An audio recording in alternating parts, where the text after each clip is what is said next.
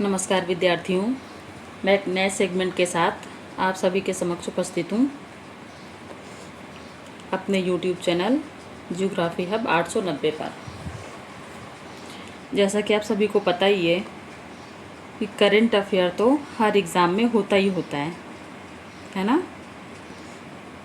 इसलिए मैं हफ्ते में 1-2 वीडियो करंट अफेयर पर ज़रूर बनाऊँगी, ठीक है, विद एक्सप्लेनेशन, जिससे आपको उससे संबंधित जितने भी प्रश्न उत्तर बन रहे हैं वो आपके कवर हो सकें। चलिए शुरू करते हैं।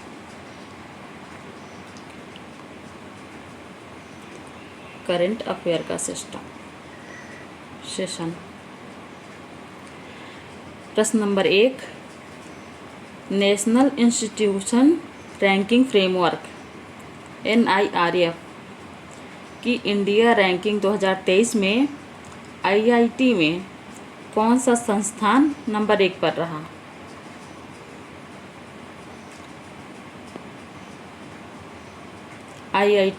IISc Bengaluru, IIT Delhi, IIT Madras या IIT Kharagpur?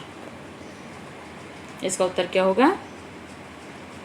IIT Madras, option number C. देखते हैं एक्सप्लेनेशन क्या है। NIRF रैंकिंग में IIT में प्रथम स्थान IIT मद्रास का है, द्वितीय स्थान IISc बेंगलुरु का है, तीसरा स्थान IIT दिल्ली का है तथा चौथा स्थान IIT बॉम्बे का है। दूसरा प्रश्न देखते हैं। National institute ranking framework NIRF की इंडिया रैंकिंग 2023 में कॉलेज कैटेगरी में किस कॉलेज का स्थान दूसरा है? ध्यान रखिएगा, पहला नहीं दूसरा पूछा जा रहा है। Ramakrishna Vidya Mandir Howrah, Miranda House Delhi, Saint Xavier's College या हिंदू कॉलेज दिल्ली?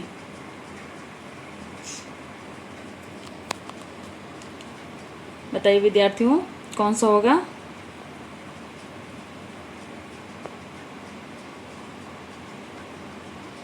हिंदू कॉलेज दिल्ली। व्याख्या देखते हैं। NIRF की इंडिया रैंकिंग 2023 में कॉलेज कैटेगरी में प्रथम स्थान मिरांडा हाउस दिल्ली का है, प्रथम। दूसरा स्थान हिंदू कॉलेज दिल्ली का है, तीसरा स्थान प्रेसिडेंसी कॉलेज चेन्नई तथा चौथा स्थान PSGR कोयम्बटूर का है, ठीक है। तीसरा क्वेश्चन,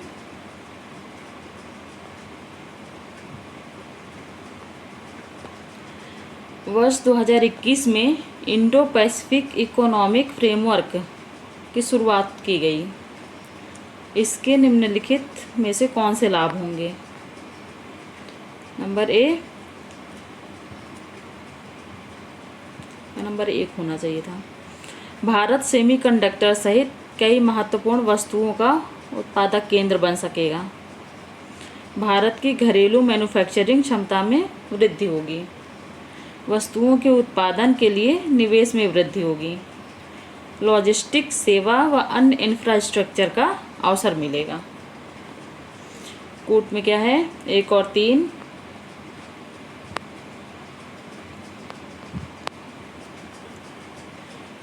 बी ऑप्शन 1, 2, 3 और 4 यानी सभी। सी ऑप्शन 2 और 4 या डी ऑप्शन 3 और 4? कौन सा होगा?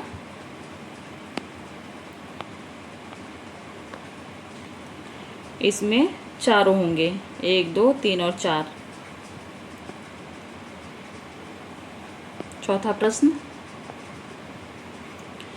Indo Pacific economic framework IPF में भारत सहित कुल कितने देश शामिल हैं? 20, 25, 14, ये 16।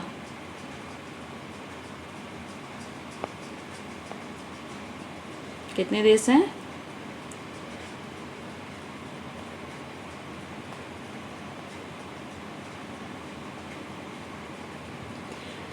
कुल 14 देश शामिल हैं। कौन कौन से देखते हैं।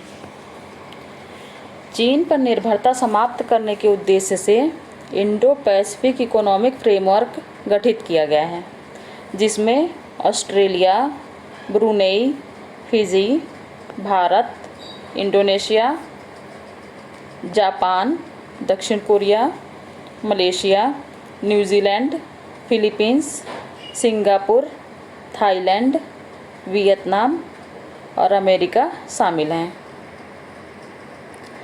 चलिए मैप में इनकी अवस्थिति देख लेते हैं ताकि आप लोगों को हमेशा याद रहे, है ना। लोकेशन जैसे ही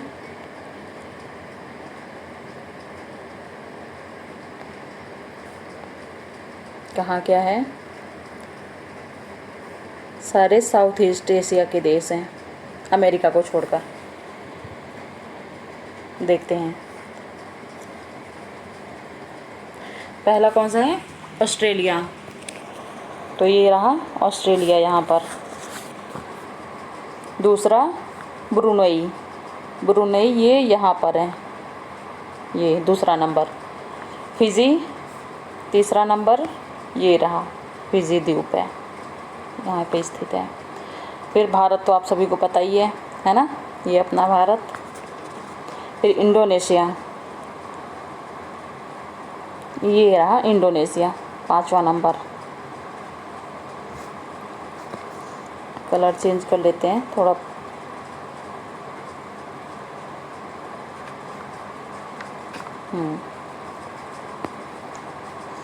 फिर उसके बाद जापान 6वां है, ये रहा जापान, है ना। फिर दक्षिण कोरिया, ये रहा दक्षिण कोरिया, यहाँ पर स्थित है। फिर मलेशिया, ये यहाँ पे मलेशिया स्थित है, 8वां नंबर। फिर न्यूजीलैंड, न्यूजीलैंड कहाँ पर है, ये यहाँ पर है न्यूजीलैंड, ये पूरा।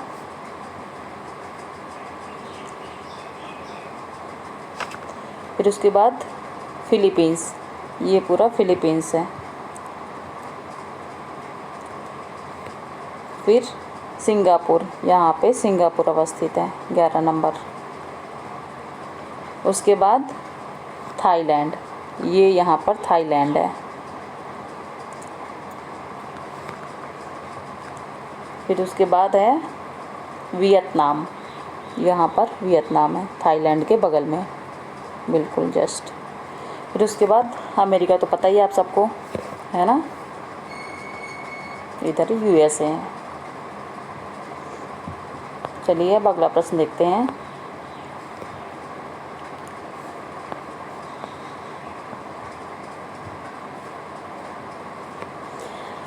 प्रश्न नंबर 5, कांगेर घाटी राष्ट्रीय उद्यान, जहां हाल ही में हिरण की दुर्लभ प्रजाति माउस डियर देखी गई, किस राज्य में स्थित है। तेलंगाना में, आंध्र प्रदेश में, ओडिशा में या छत्तीसगढ़ में। कहाँ पर स्थित है, कुछ आइडिया।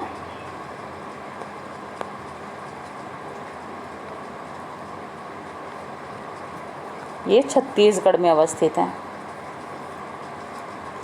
कांगेर व्याख्या देखते हैं। कांगेर घाटी राष्ट्रीय उद्यान जो छत्तीसगढ़ के बस्तर जिले में स्थित है, यहाँ माउस डियर के साथ साथ अन्य दुर्लभ वन्य प्रजातियाँ जैसे नारंगी रंग के चमगादड़, चौसिंगा, भेड़िया, कछुए आदि की प्रजातियाँ देखने को मिली हैं।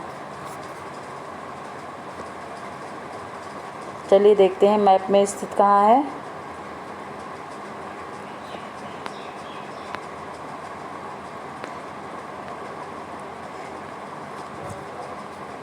ये रहा छत्तीसगढ़ का मैप भारत में।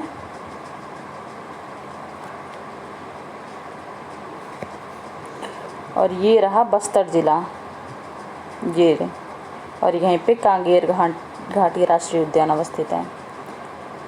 यहाँ पर कांकेर ज़िला भी है, तो कंफ्यूज मत होइएगा कांकेर और कांगेर घाटी में।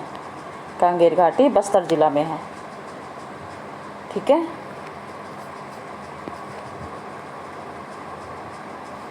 अगला प्रश्न देखते हैं। पेटिट हवाना, प्रश्न नंबर 6, पेटिट हवाना क्या है? एक द्वीप है, मानक पौधा है, पेटेंट की गई कोई वस्तु है, या एक प्रकार का जीव है? क्या हो सकता है आप लोगों के हिसाब से? कमेंट करके बताइएगा ज़रूर।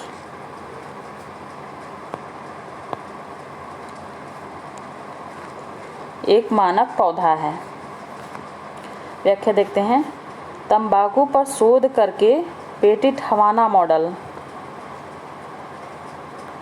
प्लांट, पेटिट हवाना एक मॉडल प्लांट है, मानक पौधा बनाया गया है। जीनोम एडिटिंग से CRISPR-Cas9 तकनीक का उपयोग करके जीन को म्यूटेट कर निकोटीन संश्लेषण को कम किया गया है। इससे जड़ों में 60 से 70% निकोटीन की मात्रा कम हो गई है, जिससे यह तंबाकू कम हानिकारक होगी, ठीक है। इसका दुष्प्रभाव कम पड़ेगा व्यक्तियों पर।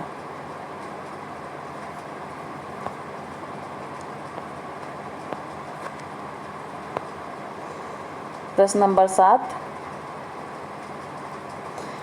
देश में केंद्रीय एवं डीम्ड विश्वविद्यालयों की संख्या क्रमशः कितनी है? ऑप्शन नंबर ए 56 एवं 127, ऑप्शन नंबर बी 50 एवं 150, ऑप्शन नंबर सी 60 एवं 120, या ऑप्शन नंबर डी 40 एवं 100।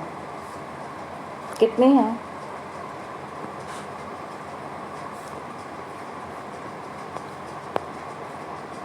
उत्तर है ऑप्शन नंबर ए 56 एवं 127।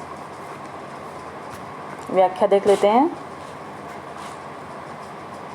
देश में केंद्रीय विश्वविद्यालयों की संख्या 56, राज्य विश्वविद्यालयों की संख्या 462, डीम्ड विश्वविद्यालय 127 तथा निजी विश्वविद्यालय 436 हैं।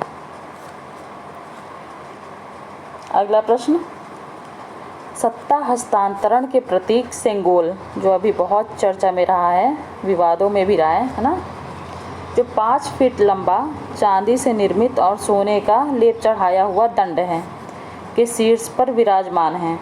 कौन? सिंह, नंदी, हिरण या बारहसिंगा? इसका तो आंसर सभी को पता ही होगा।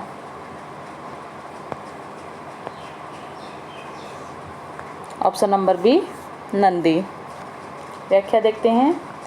सेंगोल के शीर्ष पर न्याय के रक्षक और प्रतीक के रूप में नंदी विराजमान है। जो न्याय के रक्षक और प्रतीक, ये भी याद रखिएगा कि किसके प्रतीक हैं। 8वीं सदी के बाद से लगभग 800 वर्षों तक चले चोल साम्राज्य में सत्ता हस्तांतरण इसी से होता था। 28 मई को नए संसद भवन के उद्घाटन के दिन प्रधानमंत्री नरेंद्र मोदी जी ने तमिल पुरोहितों से एक बार फिर इसे ग्रहण करके लोकसभा अध्यक्ष के आसन के पीछे स्थापित किया है। ठीक है। प्रश्न नंबर 9 देखते हैं। स्वदेशी नेविगेशन प्रणाली को मजबूत करने की दिशा में, यहाँ पे गलत टाइप हुआ है, इसरो ने second generation navigation satellite NVS-101 को सफलतापूर्वक स्थापित किया, जिसमें समय मापने की तकनीक के रूप में लगाया गया है। किसे लगाया गया है? स्वदेशी रूबिडियम को क्लॉक को, स्वदेशी पेरिडियम क्लॉक को, विदेशी तकनीक की घड़ी, या इनमें से कोई नहीं? क्या हो सकता है? ऑप्शन नंबर ए स्वदेशी रूबिडियम क्लॉक। व्याख्या क्या है? NVS-01 की लॉन्चिंग नाविक navigation with Indian consultation service की निरंतरता को सुनिश्चित करता है। यह अमेरिका की तरह भारत का अपना सैटेलाइट नेविगेशन सिस्टम है, जिससे रियल टाइम और सटीक नेविगेशन संभव होगा। पहले इसे Indian regional navigation satellite system IRNSS के नाम से भी जाना जाता था। लास्ट क्वेश्चन कौन सा है? रेरा कानून किससे संबंधित है? सुना है इसके बारे में? बताइए। महंगाई नियंत्रण से, ऑप्शन नंबर बी FDI से, ऑप्शन नंबर सी सरकारी भुगतान के डिजिटलीकरण से, या option number D real estate से। किससे संबंधित है? Option number D real estate से। व्याख्या क्या है? रियल एस्टेट अर्थात जमीन अथवा प्रॉपर्टी से संबंधित सभी गैर कानूनी कार्यों को प्रतिबंधित करने के लिए भारत सरकार ने वर्ष 2017 में रेरा कानून लागू किया। इस एक्ट का पूरा नाम real estate regulation and development act है। यहाँ पर प्रश्नोत्तर समाप्त होते हैं। अगले वीडियो में हम अन्य करंट अफेयर के क्वेश्चन शामिल करेंगे। तब तक के लिए चैनल को लाइक, सब्सक्राइब, कमेंट और शेयर ज़रूर कीजिए। ठीक है। नमस्कार, धन्यवाद।